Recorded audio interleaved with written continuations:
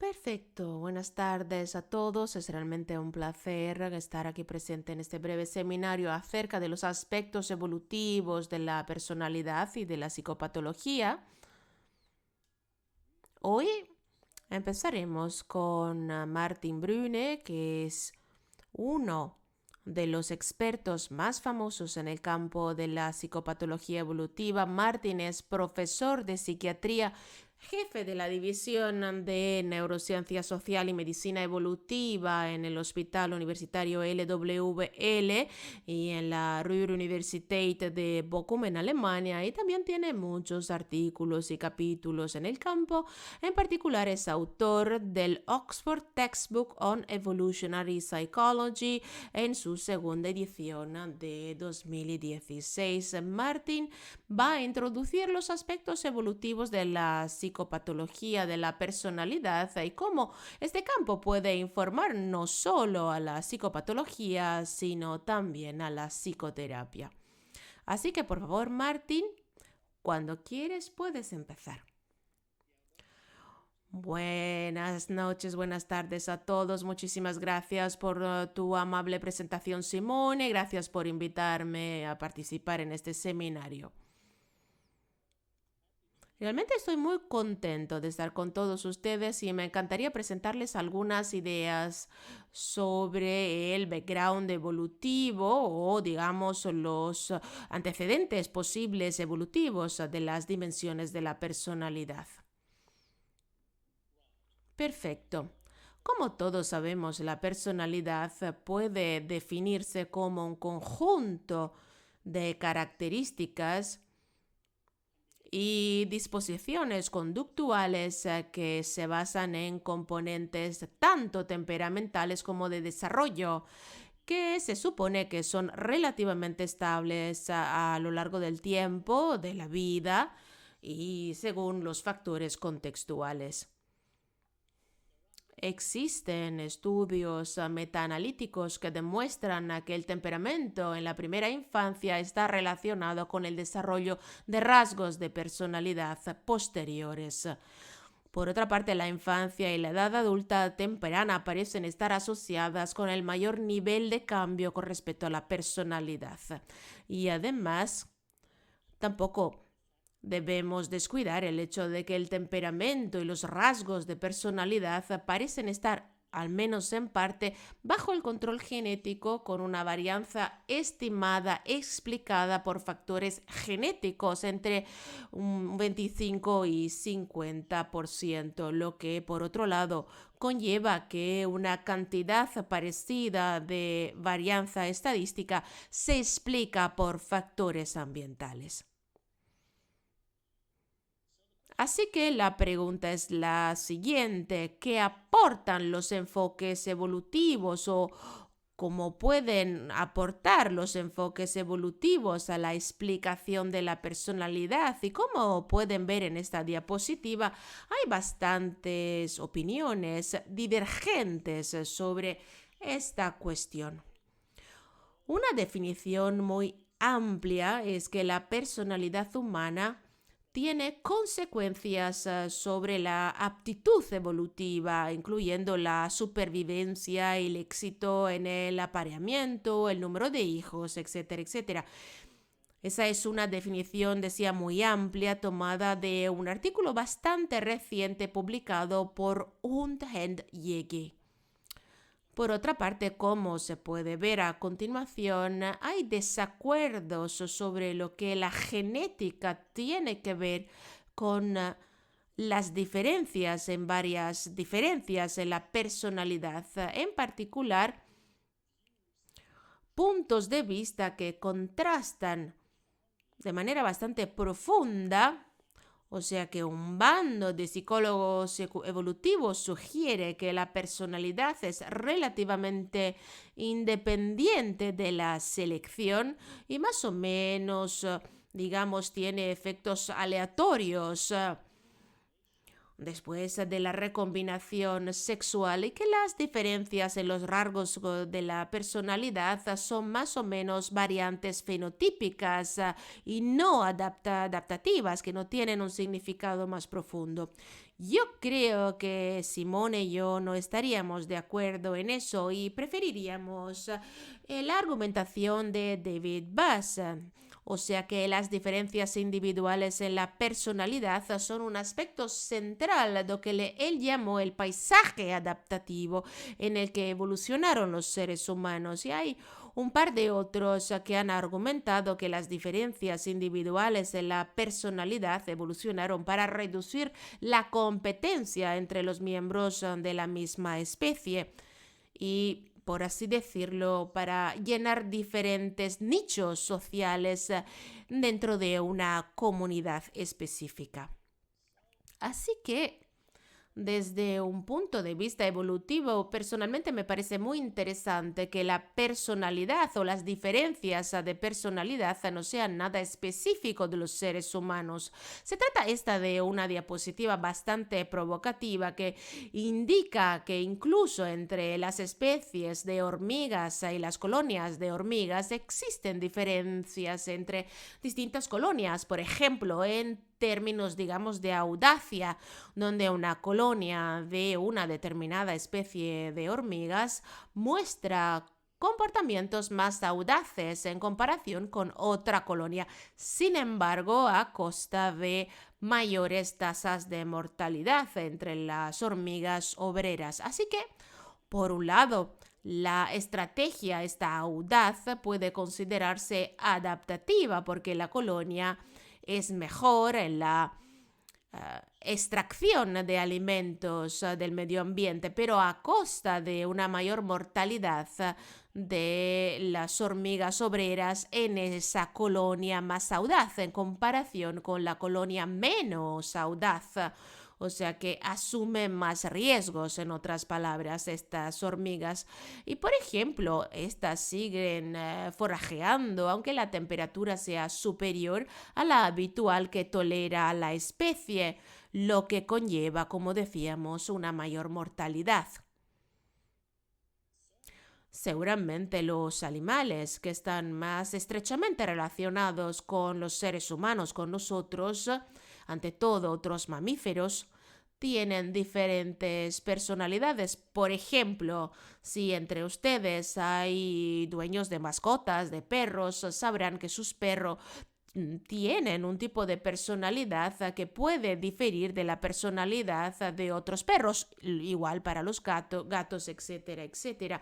Lo que quiero decir aquí es que podemos intentar explicar las diferencias de personalidad aplicando una idea tomada de la ecología del comportamiento que se llama teoría de la historia de vida.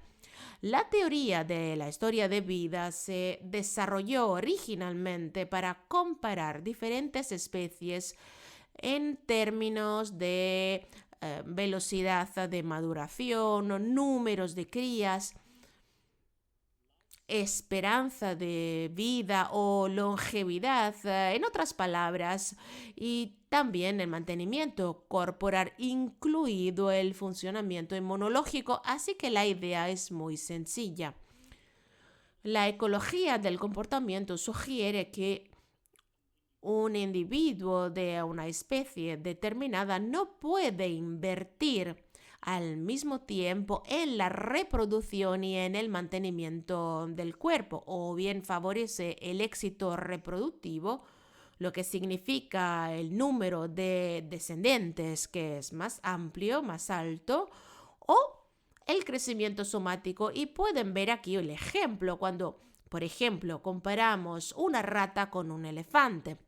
Ustedes ven lo que se entiende por el contraste en el que la llamada estrategia de historia de vida rápida o estrategia R, seleccionada se asocia con la reproducción rápida, pero las bajas tasas de supervivencia de la descendencia, el número de crías es particularmente alto, pero el individuo invierte relativamente pocos recursos energéticos en el mantenimiento del cuerpo o mantenimiento somático. La estrategia opuesta es la llamada estrategia seleccionada K, que sugiere un ritmo de vida mucho más lento y se asocia con una reproducción lenta, altas tasas de supervivencia de la descendencia, pero un bajo número de descendientes y un alto mantenimiento somático del cuerpo. Esto significa, por ejemplo, que una hembra de elefante puede, como mucho, puede tener 10 crías de elefante, no más, mientras que una rata puede tener en su vida de quizás 2 años cientos de crías, donde muy pocas de las crías de la rata sobreviven, pero las crías del elefante casi siempre sobreviven hasta la edad adulta. Y esta es también la razón por la que los elefantes casi nunca tienen cáncer, porque la inversión en el mantenimiento somático es tan alta y esto incluye la función inmunológica, mientras que este no es el caso en especies de desarrollo rápido como ratas, ratones, etc. Esta es la idea básica, digamos. Y ahora, por supuesto, la pregunta crucial es, ¿está permitido transponer esta idea de la comparación entre especies a la comparación dentro de las especies? Esto todavía se debate de manera acalorada, sobre todo entre los biólogos evolutivos, un poco menos entre los psicólogos evolutivos.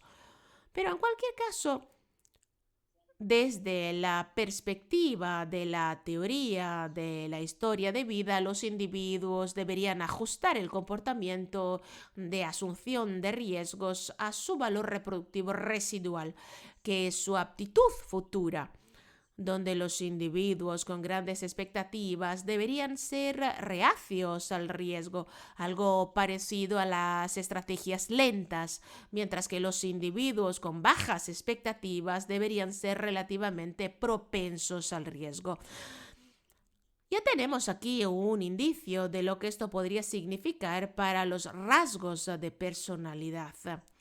Me encantaría mencionar brevemente que la única teoría evolutiva bien conocida en psiquiatría y psicoterapia es la terapia del apego, aunque normalmente no se percibe como una teoría evolutiva profunda.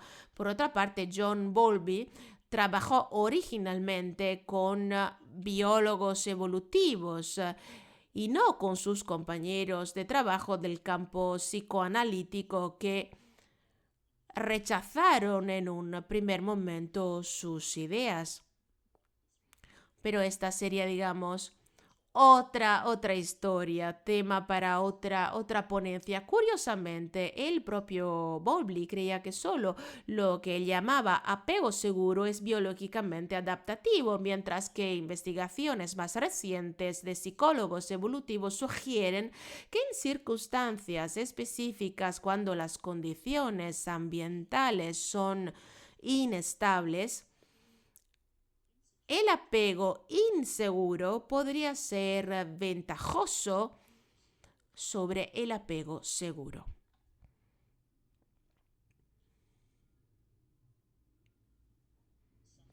Hace unos 30 años, Belsky, Steinberg y Draper publicaron un fabuloso artículo todavía muy recomendable sobre lo que este enfoque de la historia de vida podría significar para la comprensión del desarrollo social, psicológico y biológico en nuestra propia especie. Entonces aquí ustedes ven en este gráfico el tipo 1 y el tipo 2, las estrategias reproductivas de tipo 1 y tipo 2, si queremos, donde el tipo 1 es parecido a una estrategia rápida y el tipo 2 parecido a una estrategia lenta. Si, por ejemplo, si encontramos en las familias altos niveles de discordia conyugal, mucho estrés, quizás pobreza, u otras razones de recursos económicos inadecuados, esta situación hace que hablando estadísticamente, sea más probable que los padres adopten un estilo de crianza duro, de rechazo, insensible o quizá incluso incoherente. Esto, a su vez, se asocia con una mayor probabilidad de que los propios niños, los hijos, desarrollen estilos de apego inseguros, lo que Bowlby llamó modelos internos de trabajo desconfiados o quizás una orientación interpersonal más oportunista, lo cual está bien y es coherente con los planteamientos de la teoría de la historia de vida si aceptamos que es posible usar ese concepto para explicar diferencias entre individuos de la misma especie, como nosotros los seres humanos.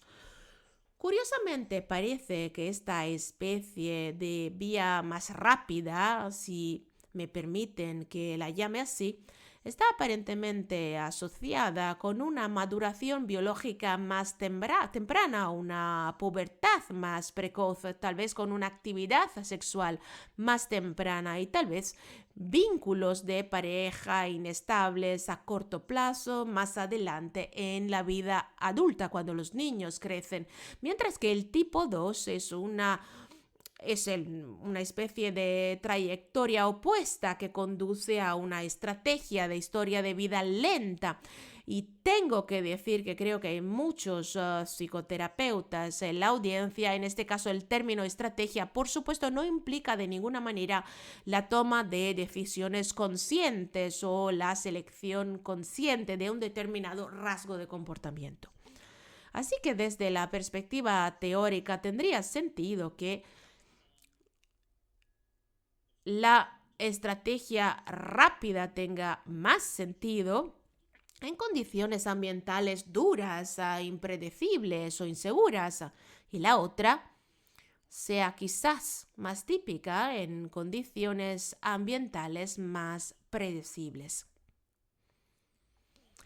Pues ahora bien, si intentamos desglosarlo con respecto a los rasgos de personalidad, podríamos encontrar diferencias en las que, por ejemplo, la impulsividad, la asunción de riesgos, el pensamiento a corto plazo, la agresividad, la violencia, el abuso de sustancia, etcétera, son más probables en las condiciones de vida, de historia de vida rápida en comparación con lo que se predice o se piensa encontrar en las condiciones de historia de vida más lenta. Por ejemplo, una consideración cuidadosa de los riesgos, la aversión al riesgo, se podría llamar una planificación o pensamiento a largo plazo, comportamiento prosocial, etcétera, etcétera, alta inversión parental. Marco Del Giudice, que ahora trabaja en Trieste, ha sugerido que incluso cuando se observan los 5 grandes rasgos de la personalidad, se pueden encontrar diferencias entre este espectro rápido y lento, tanto en psicología como en psicopatología, donde especialmente la conciencia y la amabilidad parecen ir de la mano con una estrategia de historia de vida rápida o lenta. Por ejemplo, un bajo nivel de conciencia, un bajo nivel de amabilidad parecen ser más típicos de una estrategia rápida, mientras que un alto nivel de contención, un alto nivel de amabilidad se asocia más probablemente con una estrategia de historia de vida lenta.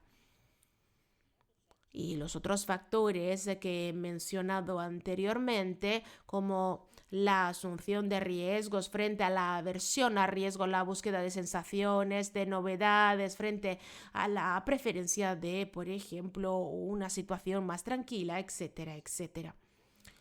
Así que antes de ir directamente al grano, o sea, la patología de la personalidad, me encantaría destacar este estudio de una comunidad en el Senegal rural, que es una sociedad poligínica, y con respecto al modelo de los 5 factores, Un grupo francés examinó a las personas de esa comunidad y encontró que, de hecho, el neuroticismo en las mujeres se asocia con un mayor número de hijos.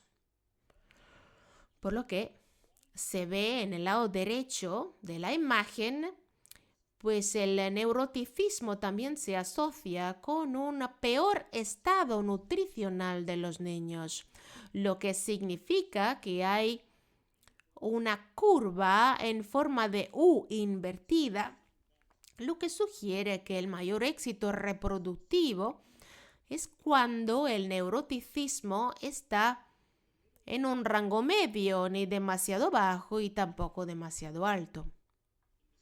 En la misma comunidad, la situación es diferente para los hombres, donde la extraversión, como uno u otro de los 5 factores, está relacionada con la aptitud, por ejemplo, el estado social, el número de cónyuges o mujeres con las que se aparean y también con el número de hijos.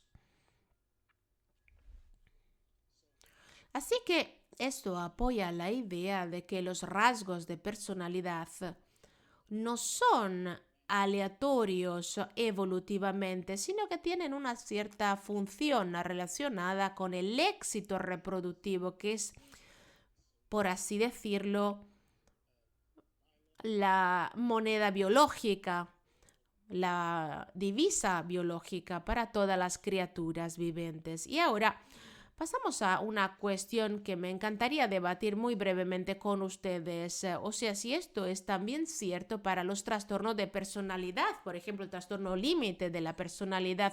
Ciertamente conocen los criterios de acuerdo al DSM-4 y ahora el DSM-5 para el trastorno límite de la personalidad. Y lo que hicimos en el pasado fue examinar lo que se llama el ritmo de vida. Con esto se refiere a estrategias de historia de vida rápidas versus lentas.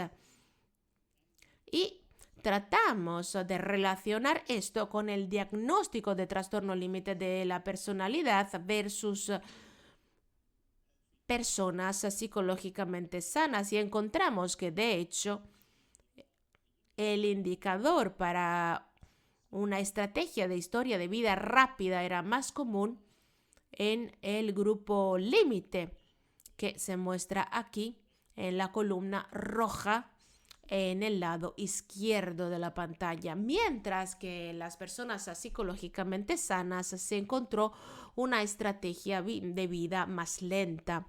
Y esto es lo que encontramos con respecto al modelo de los 5 factores: mayor neuroticismo en el grupo borderline, menor extroversión, menor conciencia y agradabilidad en el grupo clínico.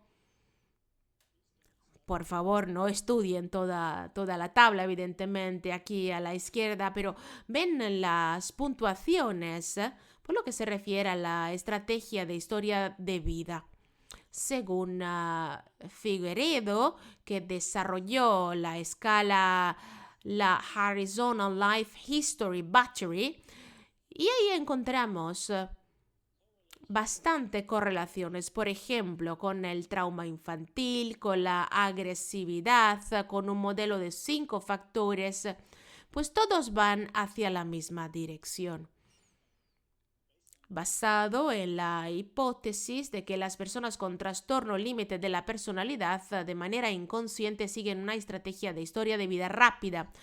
Y también parecía ser coherente con lo que encontramos cuando observamos los estilos de apego, donde uno pensaría pues de manera contraintuitiva que pues encontramos que las personas que tenían un estilo de apego enredado, ansioso, un estilo de apego hasta temeroso, tenían mayores comportamientos sexuales riesgos entonces más altos, corrían riesgos más altos en comparación con individuos que tenían un apego más seguro.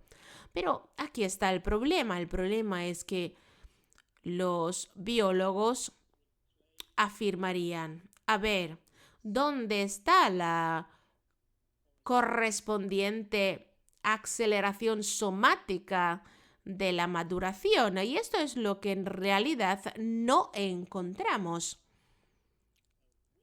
Por ejemplo, las mujeres con trastorno límite de personalidad no diferían de los controles con respecto a la menarquía y otros signos de desarrollo sexual somático. Así que los correlatos físicos de la historia de vida en realidad no se mostraron en la clínica. A ver, creo que me estoy quedando sin tiempo, está terminando el tiempo, así que un breve comentario. Encontramos que el comportamiento externalizante era más pronunciado en el grupo borderline que en el grupo de control y encontramos además que el pensamiento orientado externalizante estaba inversamente correlacionado, aunque solo en un punto -2, con el inicio de la monarquía, así que indirectamente podría llenar ese vacío que acabo de mencionar, o sea que tal vez algunos rasgos de personalidad en personas con trastornos de personalidad, trastornos límite de personalidad, pueden estar ligeramente asociados con la velocidad de maduración somática, pero por otra parte, seguramente necesitamos más investigación y más datos para confirmar todo ello. Este gráfico muestra básicamente lo mismo. Y ahora, para finalizar mi presentación,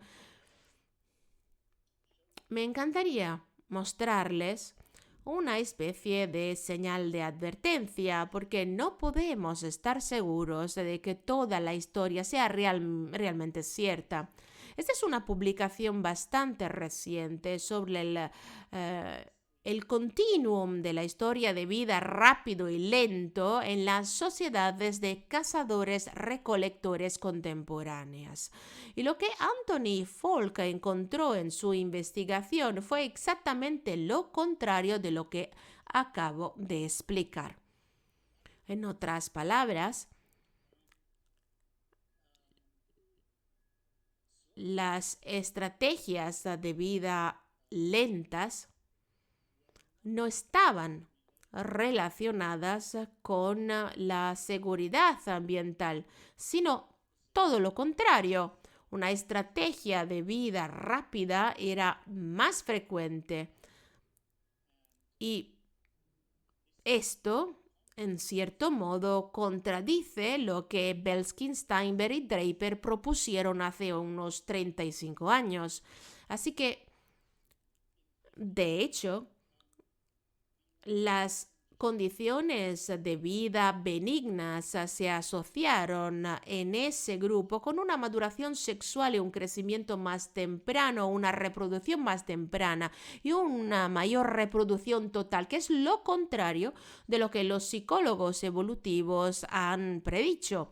Así que tal vez podría ser que de lo que estamos hablando es más o menos específico, podría ser más o menos específicos de nuestro entorno cultural, de las sociedades occidentales, de estas sociedades weird, entonces sociedades occidentales educadas, inteligentes y bien educadas, digamos.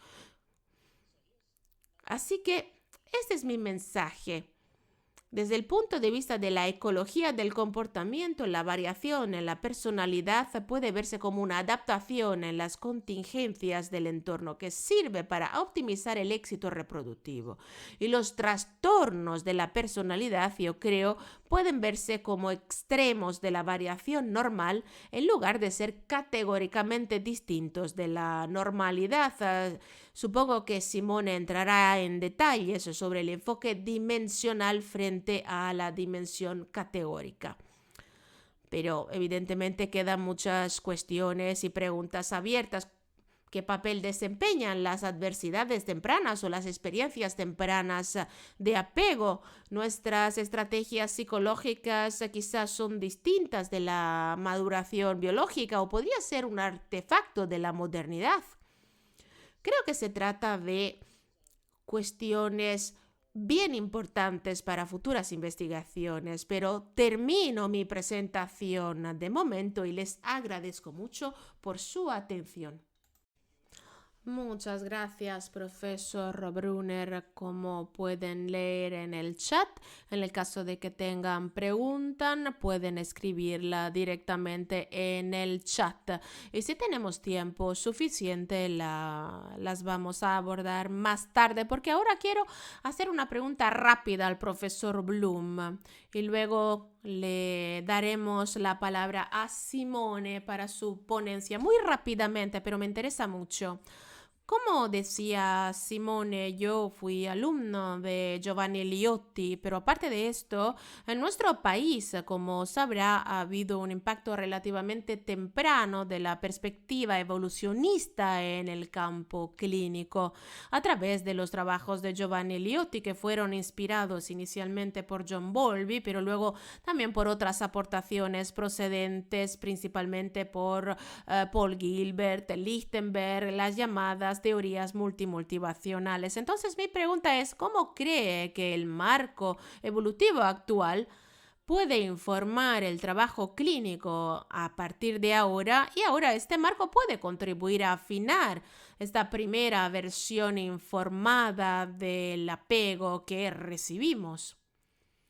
Sí, muchas gracias, Mauricio. Creo que es una pregunta muy importante. Hemos llegado, digamos, al nivel sucesivo, si puedo llamarlo así. Tenemos que explicar si las perspectivas evolutivas pueden o no mejorar el tratamiento de las personas con trastornos de la personalidad. Así que si estamos de acuerdo en que el apego, por un lado, y quizás las estrategias de historia de vida pueden ayudar a comprender el desarrollo de la personalidad y los trastornos de la personalidad, ahora tenemos que pensar qué significa todo ello en términos de modificaciones de los enfoques de tratamiento. No creo que tengamos que inventar un nuevo tipo de tratamiento. Creo que Simone hablará de la teoría de los sistemas evolutivos en los próximos minutos. Pero teóricamente, creo que podría ser muy fructífero incluir estos enfoques y, por ejemplo, dejar claro a los pacientes, a cada paciente, lo que su comportamiento expresa en realidad y en función de las condiciones ambientales en las que viven los individuos, podría ser útil mostrarles que, por ejemplo, ralentizar, si me permiten utilizar este término, ralentizar sus estrategias de historia de vida, podría ser un buen desarrollo para sus vidas y su evolución futura. Muchas gracias, profesor Brune. Ahora, muchas gracias a ustedes. Ahora voy a presentar rápidamente al profesor Simone Kelly, PhD, profesor de la St. John University de Roma y director de la organización Tages en Florencia. Simone es también la persona que organizó este webinario. Así que, Simone, te damos la palabra. Ok, vale, gracias Mauricio, Martín, gracias por la presentación, la introducción tan detallada y agradable del tema. Quiero empezar resumiendo diciendo que estamos tratando de reunir pruebas con diferentes compañeros de todo el mundo siguiendo lo que estaba sugiriendo Martín, y Martín es parte del equipo, o sea que la idea es tratar de entender mejor cómo una conceptualización evolutiva puede ser útil no solamente con un enfoque único, no para mostrar que lo que estamos haciendo es correcto, sino más bien que este background amplio y complejo que Martín estaba presentando puede ayudar a enfocar mejor este desafío tan complejo que es la psicoterapia. Así que el objetivo de mi presentación es tratar de ofrecer una perspectiva en la que estamos trabajando para hacerlo. O sea, se trata de integrar estos modelos evolutivos complejos en la práctica clínica. Pues así pues, la cuestión central es que nosotros como seres humanos siempre hemos luchado con el reto de intentar comprender y predecir de alguna manera el comportamiento del otro, tanto en términos adaptativos y maladaptativos, incluso patológicos. Y este desafío perdura tanto y es parte, digamos, del debate actual sobre la personalidad y la patología de la personalidad. Por ejemplo, en un artículo bastante reciente, Christopher también sugirió centrarse mejor en la integración entre la personalidad y la psicología clínica, que son dos campos que básicamente hablan de la misma cosa, pero solo usando diferentes palabras. Digamos que es uno de los principales problemas, especialmente en el campo psicológico. El background presentado por Martin, o sea, la teoría de la evolución en serie, ofrece una gran cantidad de herramientas útiles a partir, por ejemplo, de las 4 preguntas emergentes acerca de cómo entender el comportamiento de la enfermedad. Para entender cómo lo hizo, cómo evolucionó con el tiempo en la vida de la especie, o sea, a nivel genético y en la vida de un único individuo. Pero también para tratar de entender las funciones más allá de eso. Esto no es solo teoría, es algo que, como Martin estaba sugiriendo, y yo también, puede ser muy práctico, una herramienta muy práctica para hablar con el paciente, la razón por la que están luchando con algunos problemas. Y la historia de vida, pues evidentemente Martin lo ha explicado perfectamente, este modelo nos ofrece una forma útil de pensar sobre estos retos. Me encantaría ahora centrarme un poco más en la herramienta teórica y experimental que me parece muy útil cuando hablamos de marcos evolutivos y cuando hablamos de los seres humanos. Es la llamada hipótesis del cerebro social. Cuando hablamos de los seres humanos siempre tenemos que poner sus comportamientos en el marco social, porque lo que sabemos es que la razón por la que tenemos un cerebro tan complejo es porque los primates antes y los seres humanos más tarde necesitaban un cerebro grande para, digamos, un hardware complejo, para dispositivos complejos, para hacer frente a la sociedad inusualmente compleja. Y estudios amplios de psicopatología en área como la esquizofrenia, no al azar, se explican mejor con la comprensión de las deficiencias en el área muy involucrada en este proceso sociales, como obviamente el cerebro social. Por lo tanto, el modelo que estoy presentando aquí, y que va a ser un capítulo del próximo libro del Cambridge University Press, New Advances on Personality, que Martin y yo escribimos, pues es simplemente un intento de ofrecer un marco único para juntar diferentes elementos y una vez más enfocarnos en la práctica de la psicoterapia, que no es solo utilizarlo, ¿no? ¿Cómo lo explico? ¿Cómo explico todo esto al paciente? La idea es tener de alguna manera 3 niveles diferentes correspondientes a una organización básica que definirá la configuración que se requiere, que con las características esenciales del sistema y la estructura, que es la resultante posiblemente maladaptativa, que es una encarnación de esta organización que a través del fracaso recursivo en la adaptación puede conducir a lo que llamamos patología de la personalidad. Eso es extremadamente importante en términos clínicos, porque si entendemos que con lo que trabajamos en la sala de psicoterapia es este resultado de una estructura maladaptativa, eso significa que apuntar, o sea que hay que tratar de cambiar la organización básica, que sería heterogénico, sería maladaptativo para las terapias, para el clínico, donde en cambio es necesario entender las estrategias, el significado de las estrategias y cómo se sienten cuando estamos con los pacientes, ¿no? Que eso puede ser útil para el paciente. Pues aquí se puede ver una versión un poco más fácil de entender, es una aplicación, un caso práctico. Se trata de una joven mujer de 19 años que durante la evaluación fue diagnosticada con trastorno límite de la personalidad, trastorno obsesivo compulsivo de la personalidad y anorexia. Relató una historia de vida definida por necesidades ecológicas tempranas, es decir, el entorno familiar en el que vivió, definido por negligencia emocional, incluso diferentes formas de abuso.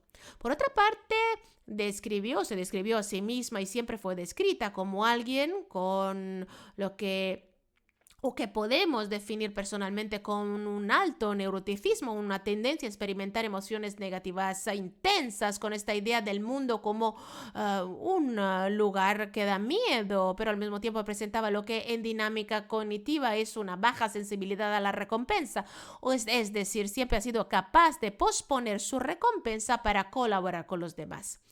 Progresivamente trató de utilizar estas características básicas para hacer frente a un entorno amenazante en el que vivía. Como he dicho, experimentó desgraciadamente varias formas de malos tratos, de abandono, abuso, desarrollando diferentes procesos de inhibición y un sólido, consolidado corpus con motivos sociales compartidos, con una processalidad exagerada, una hiperinversión en cuidar a los otros, en considerar a los otros, con una personalidad que podemos definir como con alto nivel de afectividad negativa y alto nivel de ansiedad.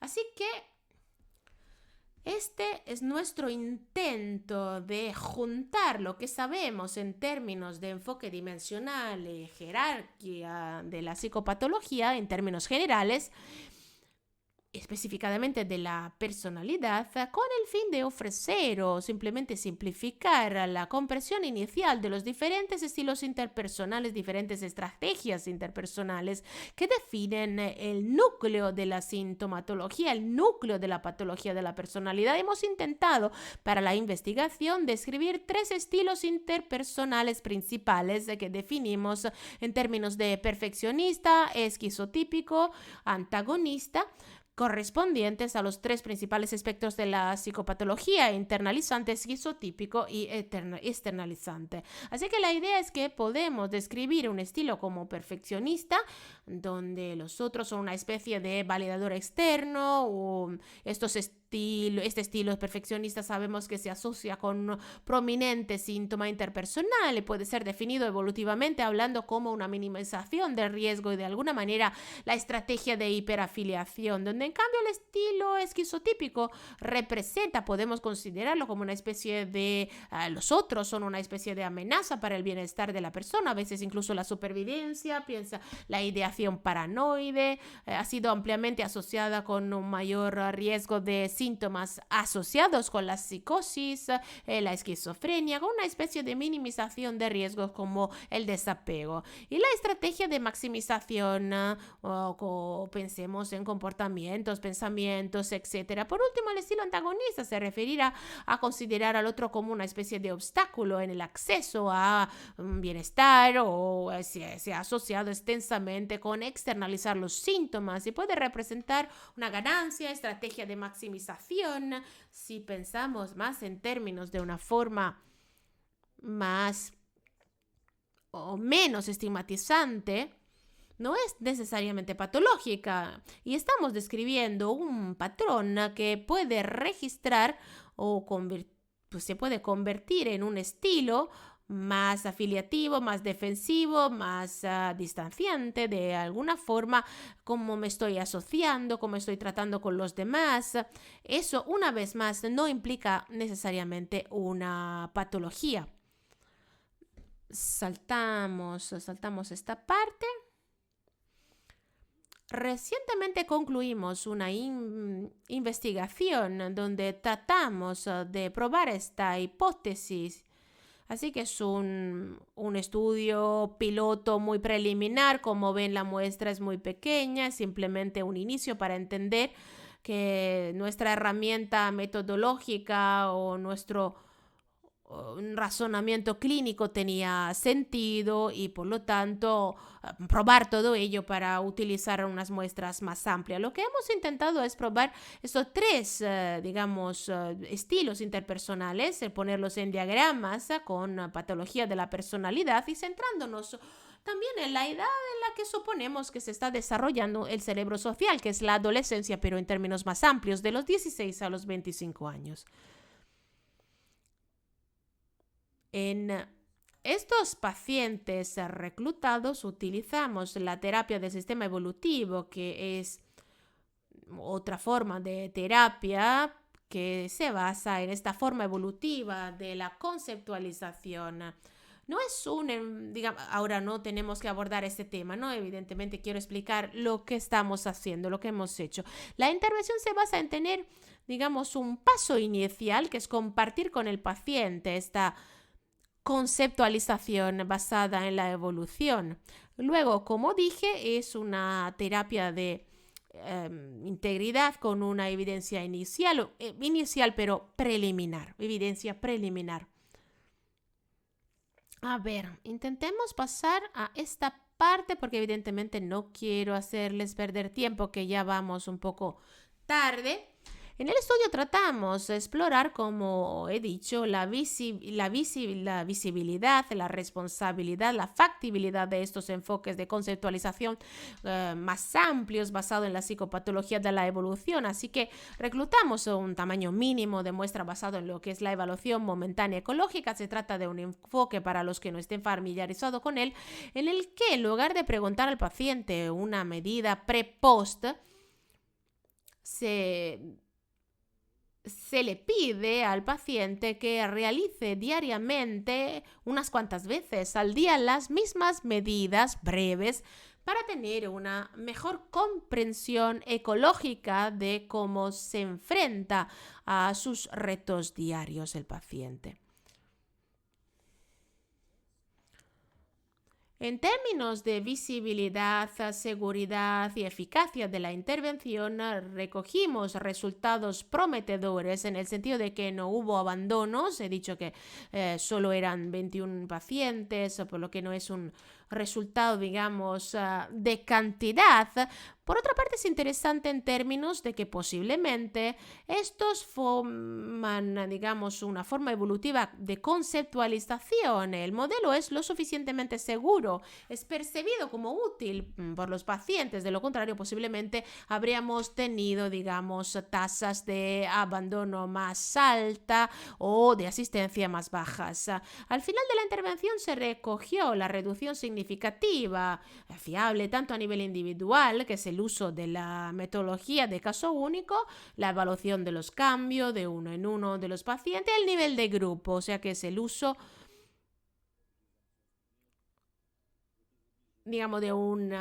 repetimos la medida varias veces para confirmar que hubo un cambio significativo en ambas funciones de la personalidad, con criterios de IMPD y también el estrés de personalidad maladaptivo. Por ejemplo, son 19 de los 21 pacientes remitidos del diagnóstico. Pero vayamos ahora a la parte más interesante. Quiero decir, considerando el tema de este webinario de hoy.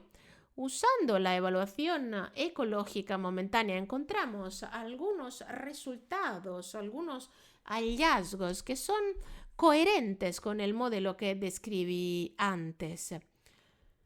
Pero primero, cada estilo era prominente en el espectro correspondiente. Por ejemplo, el estilo esquizotípico era prominente en el grupo de pacientes donde encontramos una prominencia de amenazas esquizotípicas y los tratamientos de la personalidad que están relacionados. Así que evaluamos usando un índice para la psicopatología para confirmar los síntomas relacionados con el trastorno del pensamiento.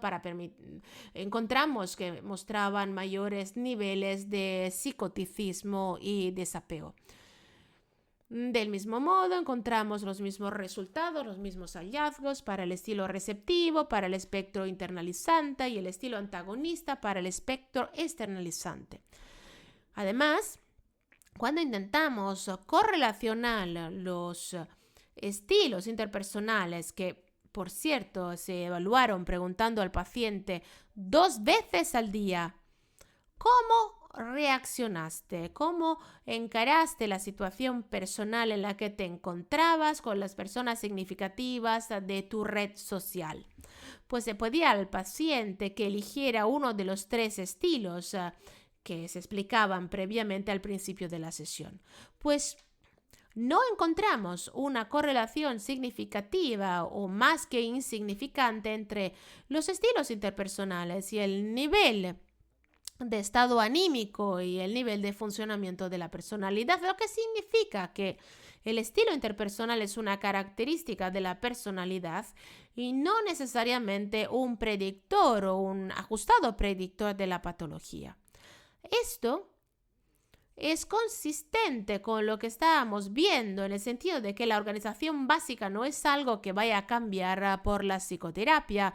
El objetivo de la psicoterapia es ayudar al paciente a reconocer cuáles son sus estrategias automáticas o semiautomáticas, cuándo funcionan, cuándo no, o cómo desarrollar estrategias nuevas y con suerte más adaptativas. Del mismo modo, no encontramos que los estilos interpersonales cambiaran con el tiempo.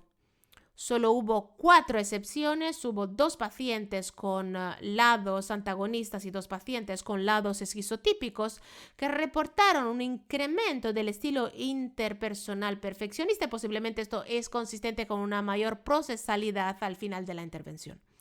Así que, pasando al final de mi presentación, recogimos una prometedora y amplia evidencia preliminar sobre la consistencia de los estilos personales y la interesante relación entre las dinámicas como más temporal, transitiva, dependiente del estado, de los patrones, y el estilo con características relacionadas con mi personalidad organizacional, que se repiten en el tiempo, no solo hoy, pero mañana, pasado mañana y así sucesivamente.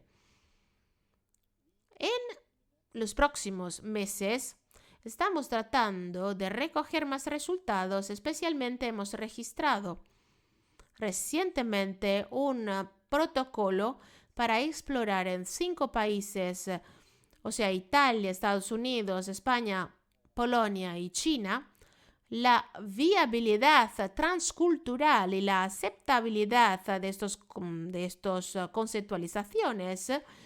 Y esto será probado por clínicos con enfoques diferentes, cognitivos, psicodinámicos integrantes. Y también hemos registrado recientemente un nuevo estudio para explorar mejor el estilo interpersonal utilizando un nivel menos estigmatizante que les presentaba antes y también pidiendo a las personas que puntuaran la intensidad del estilo, porque este estudio que presentamos obligaba a los pacientes a elegir uno de los 3. Así que fue útil para una comprensión inicial de la cuestión, pero puede haber sido, digamos, un bias, un sesgo en una comprensión, digamos, con un matiz de grano fino del problema. Así pues, he concluido. Tengo que dar las gracias a Martín y a todos los compañeros que han contribuido a este estudio y que me ayudarán en los próximos estudios. Así que muchísimas gracias. Gracias, Simone. No sé si tenemos tiempo para una pregunta rápida. Tal vez sí. Simone, ¿qué dices? Muy brevemente.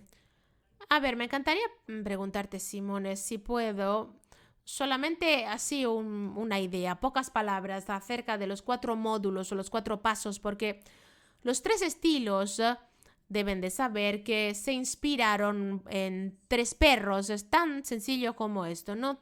Tomamos 3 perros y los hacemos vivir, digamos, estos 4 pasos. ¿Puedes decir algo sobre estos 4 módulos?